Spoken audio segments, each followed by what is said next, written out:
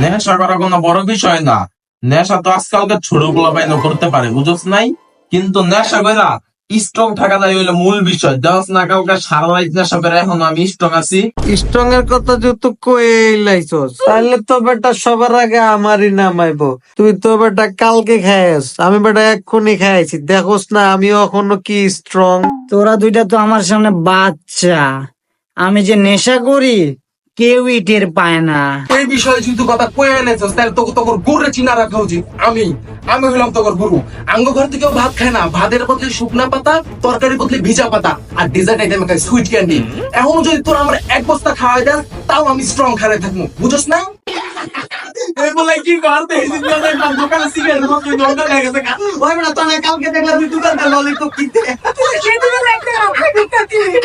আমি বললাম না, আমি দেখাইছি তোর কাছে দেখাইতে খাওয়াইতে দেখ কেমন স্ট্রং হয়ে খারাই খাই। আকাশ, তুই যা তো, আর এক স্টিক খাওয়া দিয়ে এমনি সব নায়কগিরি বাইরে হয়েছে বোকা। ভাই দোস্ত ওগুলো সত্যি আছে। আমি বেটা ভরপুর আছে, আয় তোর আজকে খাওয়া ভাই। দোষ না বেটা, খাওয়াইছি এখন পুরো স্ট্রং খারাই আছি। তোর কি সোয়াই নাই? ওই আর আরেক ডোজ দে। আমি টোস দিলে আবার কি হবো? চল আয়